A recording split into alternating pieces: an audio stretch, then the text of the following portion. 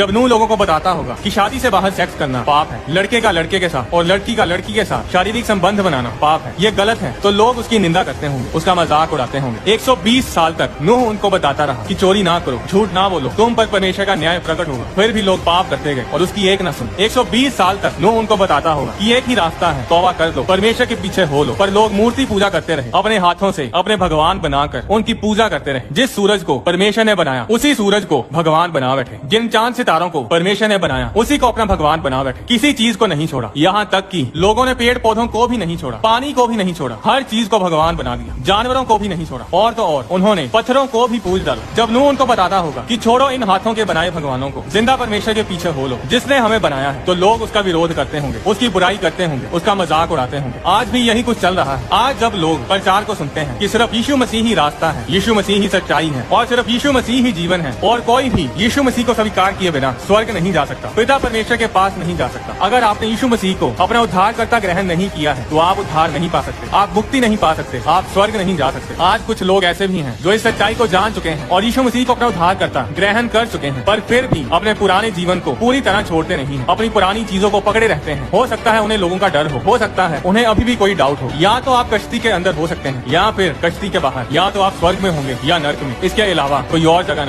यीशु मसीह ने कहा था कि जैसा नूह के दिनों में था वैसा ही मनुष्य के पुत्र के आने के दिनों में भी होगा। हिंसा तो वायलेंस तो लोग बहुत लंबे समय से देखते आ रहे हैं। कैन और हाबिल के समय से हमने बाइबल में हिंसा को बढ़ते हुए देखा है, पर नूह के समय का सबसे बड़ा पाप था मनुष्य के डीएनए को खराब करना। अब शैतान ये तो जानता था कि भविष्यवाणी के अनुसार मसीह एक औरत के जरिए जन्म लेगा, पर शैतान ये नहीं जानता था कि वो कौन सी स्त्री होगी जिसके द्वारा मसीह पैदा होगा, और इसीलिए उसने सारी मनुष्य जाति की ब्लड लाइन को, उनके डीएनए को खराब करने के लिए स्वर्ग दूतों को उकसाया और स्त्रियों को करप्ट करना शुरू की। कई दानवों के बहुत सारे सिर होते थे, कई दानवों के चेहरे उनके पेट के ऊपर होते थे, किसी की आंखें नहीं होती थी, किसी की 10-10, 12-12 आंखें होती थी। उन स्वर्गदूतों और स्त्रियों के मेल ने बड़े अजीब अजीब बच्चे पैदा किए, मनुष्य के डीएनए को खराब किया, और आज भी ऐसा ही हो रहा है। साइंटिस्ट लगे हुए हैं इंसान के डीएनए से छेड़छाड़ करने के लिए कि किसी न किसी तरीके से मनुष्य की उम्र को बढ़ाया जाए, किसी न किसी तरीके से मनुष्य के शरीर को ऐसा बनाया जाए कि उसे कभी भी कोई बीमारी ना हो, और ये सब एक्सपेरिमेंट्स मनुष्य के डीएनए को खराब कर रहे हैं। 2021 में एक न्यूज आई थी कि साइंटिस्ट ने लेबोरेटरी में इंसान और बंदर के बच्चे के भ्रूण यानी एम्ब्रियो को तैयार किया, जो 20 दिन तक जीवित रहा, फिर उसे नष्ट कर दिया गया। ये खबर भी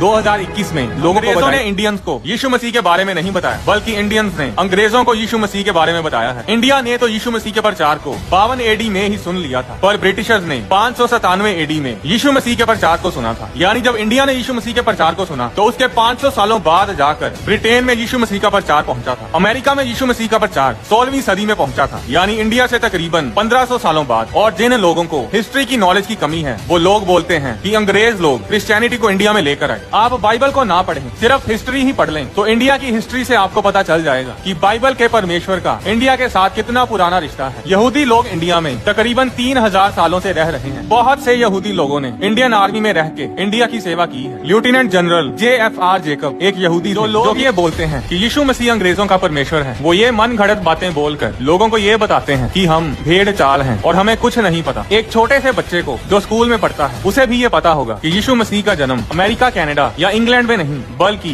बैतलहम इजराइल में हुआ, जो कि एशिया में है। इजराइल में अंग्रेज लोग नहीं रहते, इजराइल एशिया में है। उनकी मातृभाषा अंग्रेजी नहीं बल्कि इब्रानी भाषा है। यीशु मसीह का जन्म एक यहूदी परिवार में हुआ था, उनके माता पिता यहूदी थे। यीशु मसीह एक यहूदी थे। जो लोग बोलते हैं कि यहूदी लोग क्रिसमस नहीं मनाते तो हम क्यों मनाएं, या ये बोलते हैं कि यहूदी लोग यीशु मसीह को नहीं मानते तो हम क्यों माने, तो मैं आपको बताना चाहता हूँ कि आपको ये पता ही नहीं कि यहूदी लोग हैं कौन, वे किसकी आराधना करते हैं। आपको कुछ नहीं पता कि यहूदी और क्रिश्चियंस में क्या अंतर है। यीशु मसीह खुद यहूदी थे और सबसे पहले लोग जिन्होंने यीशु मसीह पर विश्वास किया वे सब यहूदी ही थे। यीशु मसीह के चेले यहूदी थे, उनके दोस्त रिश्तेदार सब यहूदी थे। अब अगर कुछ यहूदियों ने यीशु मसीह पर विश्वास नहीं किया तो इसका मतलब ये नहीं कि सारे यहूदियों ने यीशु मसीह पर विश्वास नहीं किया। लोग बोलते हैं कि हमारे लिए यीशु मसीह ने क्या किया, इंडिया के लिए, पंजाब के लिए, पाकिस्तान के लिए यीशु मसीह ने क्या किया। अगर आपने बाइबल पढ़ी होती तो आप ये सवाल नहीं करते। यीशु मसीह अकेले पंजाब, इंडिया, पाकिस्तान या अमेरिका, कनाडा के लिए क्रूज पर कुर्बान नहीं हुए। बाइबल में लिखा है कि यीशु मसीह इस सारे जगत के लिए कुर्बान हुए। यूहन्ना अध्याय 3 उसकी 16 आयत में लिखा, क्योंकि परमेश्वर ने जगत से ऐसा प्रेम रखा कि उसने अपना इकलौता पुत्र दे दिया ताकि जो कोई उस पर विश्वास करे वह नाश ना हो परंतु अनंत जीवन पाए। इस वचन में लिखा है कि यीशु मसीह सारे जगत यानी पूरी दुनिया के लिए इस धरती पर आए, क्रूज पर कुर्बान हुए और तीसरे दिन फिर आदम और हवा ने पाप किया था तो पाप उनकी ब्लड लाइन से, उनके वंश में चला आ रहा था। क्योंकि हम सब आदम और हवा के वंशज हैं, इसलिए हम सब पापी ही पैदा होते हैं। गर्भ ही से हम पापी पैदा होते हैं। हैं। अब अगर यूसुफ और मरियम के मेल से बच्चा पैदा होता तो वो बच्चा प्योर ब्लड नहीं होता, और अगर यीशु मसीह प्योर ब्लड नहीं होते तो उनकी कुर्बानी से कोई फायदा नहीं होना था। और इसीलिए यीशु मसीह का पिता यूसुफ नहीं था, यीशु मसीह का पिता खुद यहोवा परमेश्वर थे। अब यहोवा परमेश्वर मरियम के गर्भ के ऊपर अपना वचन बोलते हैं, और वो वचन बॉडी का रूप लेता है, जिसके बारे में यूहन्ना अध्याय 1 उसकी 1 आयत और 14 आयत में हम पढ़ सकते हैं। आदि में वचन था, और वचन परमेश्वर के साथ था, और वचन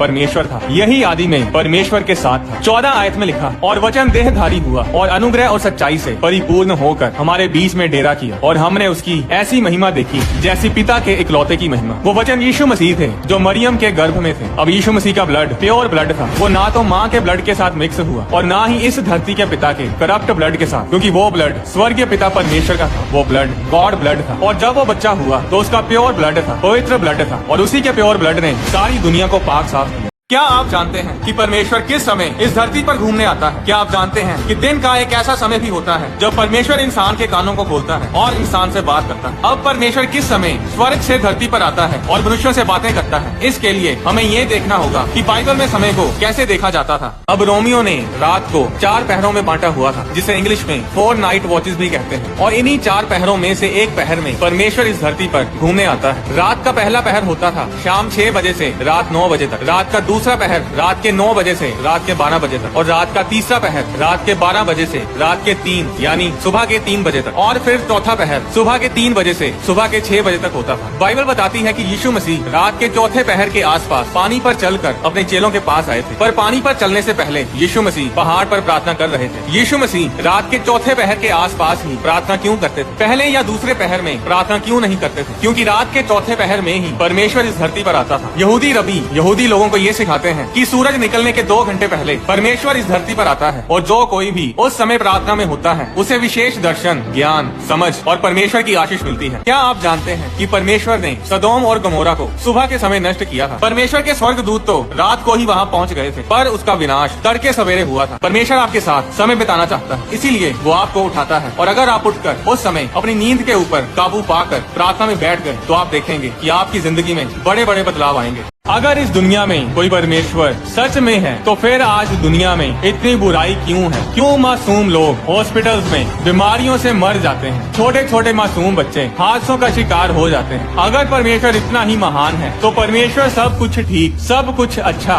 क्यों नहीं कर देता? अच्छे लोगों के साथ बुरी चीजें क्यों होती हैं? प्रार्थना का जन्म क्यों हुआ? प्रार्थना करने पर ही परमेश्वर उत्तर क्यों देता है? अब इसका उत्तर हमें बाइबल में मिलता है। उत्पत्ति अध्याय 1 उसकी 26 आयत में परमेश्वर ने कहा, हम मनुष्य को अपने स्वरूप के अनुसार अपनी समानता में बनाएं, और वे समुद्र की मछलियों और आकाश के पक्षियों और घरेलू पशुओं और सारी पृथ्वी पर और सब रेंगने वाले जंतुओं पर जो पृथ्वी पर रेंगते हैं अधिकार रखें। जब परमेश्वर ने ये शब्द बोले कि मनुष्य अधिकार रखें, तभी सब कुछ बदल गया। जब परमेश्वर ने मनुष्य को बनाया तब परमेश्वर ने कहा, आओ हम मनुष्य को अपने जैसा बनाएं। पर जब धरती पर अधिकार रखने की बारी आई तब परमेश्वर ने ये नहीं कहा कि आओ हम पृथ्वी पर अधिकार रखें। परमेश्वर ने कहा कि मनुष्य इस पृथ्वी पर, इस धरती पर अधिकार रखे।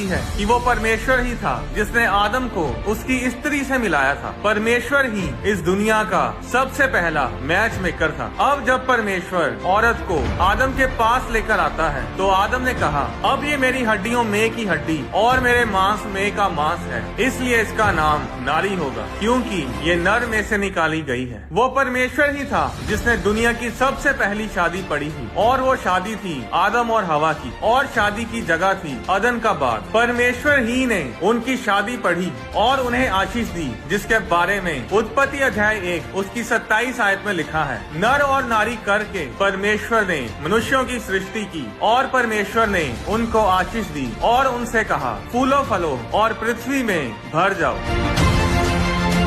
आज तक लोग यही सोचकर परमेश्वर के आने का अंदाजा लगाते रहे कि जब भूकंप होंगे, जब महामारियां फैलेंगी, जब सूर्य अंधियारा हो जाएगा, जब चांद रक्त सा लाल हो जाएगा, तब परमेश्वर आ जाएंगे। पर लोगों ने इस आयत की ओर बहुत कम ध्यान दिया है, जिसमें प्रभु यीशु ने कहा कि जब पूरे इजराइल में सुसमाचार फैल जाएगा तब मैं आ जाऊंगा। मत्ती अध्याय 10 में जब प्रभु यीशु अपने 12 चेलों को इजराइल के नगरों में सुसमाचार प्रचार करने के लिए भेज रहे थे तो उन्होंने एक बहुत ही अद्भुत बात कही। मत्ती 10 उसकी 23 आयत में यीशु ने कहा, जब वे तुम्हें एक नगर में सताएं तो दूसरे को भाग जाना। मैं तुमसे सच कहता हूँ कि तुम इजराइल के सब नगरों में ना फिर चुकोगे कि मनुष्य का पुत्र आ जाएगा। यीशु मसीह ने कहा कि जब तुम पूरे इजराइल में प्रचार कर चुके होंगे तो मैं धरती पर वापस आ जाऊंगा। अगर आप इजराइल को देखें तो वो बस 424 किलोमीटर उत्तर से दक्षिण तक और 114 किलोमीटर पूरब से पश्चिम तक फैला हुआ है। और 2000 साल पहले पूरे इजराइल में प्रचार करने के लिए इतना समय नहीं लगना था, क्योंकि उस समय इजराइल की जनसंख्या सिर्फ 10 लाख के करीब थी। चेलों ने पूरे इजराइल में सिर्फ 1 से 2 सालों में प्रचार कर देना था, पर वो प्रचार 70 ईस्वी में रुक गया जब रोमी सरकार ने यरूशलेम पर हमला किया और भवन को गिरा दिया। और उस समय यहूदी लोग दूसरे देशों में भाग गए थे। पिछले 120 सालों में 40 लाख से भी ज्यादा यहूदी लोग इजराइल में वापस आए हैं और भविष्यवाणियां पूरी हो रही हैं। तकरीबन 2000 साल के बाद जब 1948 में यहूदी लोग वापस इजराइल में आए, जब इजराइल फिर से बहाल हुआ और 14 मई 1948 को इजराइल एक स्वतंत्र राज्य बना, अपने परिवार,